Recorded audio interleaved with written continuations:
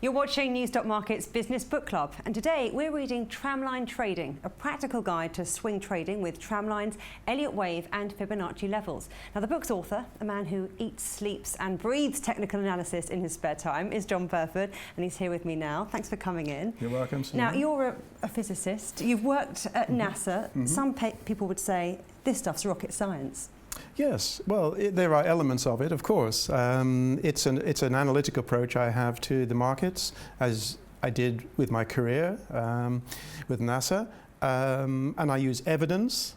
I don't use a lot of, shall we say, hope and make-believe. I need the evidence of the market to tell me what it wants to do next. But you've been interested in technical analysis for years, many years before we had all of this digital real-time pricing and charts. Yes, yes. What does it for you?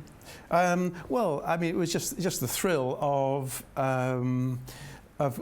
conquering the markets, basically. The market is a strange beast, I'm sure we all know that, and it has a life of its own.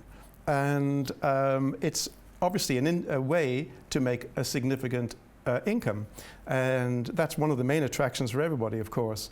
But it's the intellectual challenge for me as much as the income opportunities. So is this book a manual for would-be technical analysts, or do you need to have the basics covered first? You don't need many basics, no, with my book. I start off with explaining what tramlines are, and all it is really is just an extension of the idea of a trend line, which connects the highs of a market or the lows of a market, or both, in the case of a tramline.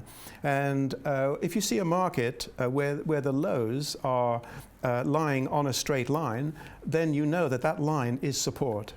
And then if you use a parallel line, move it up, let's say, in a bull market, move it up to the highs. Very often, those highs will lie on that parallel line. That's the upper tram line, and that represents resistance. And these are trading events could take place on those lines. Now, some of these patterns, they stand the test of time. Others not so reliable. So you've Yes. come up with tramline trading, but you don't always use it on its own, do you? You think it's good to pick and choose? Well, I use if a chart does not offer me good tram lines, then I probably avoid it. I must find a chart that offers good tram lines, pretty obvious ones. You should be able to find them within seconds of actually looking at the chart. Then I want to see where the market is in relation to any retracements of the waves, and that's where the Fibonacci levels come in. And then, if I'm still excited by that, I look at the possible Elliott wave count, and I use basic Elliott waves. I don't use anything complicated. And also in your book, you say that you don't need exotic markets to trade in. Not at all. So no. where should you start? Well, you start with the biggest markets in the world, which are the euro dollar, the cable, of course, Aussie against the US dollar, and Japanese yen against the dollar. Those are the four main currency markets. Then the stock indexes, such as the FTSE, the Dow, the S&P, and gold, although gold is tricky. So start out keeping it simple.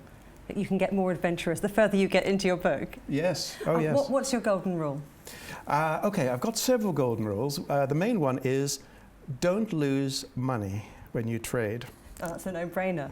John Burford, it's been a pleasure talking to you. Thanks very much. Thank you very John much. Burford, the author of Tramline Trading.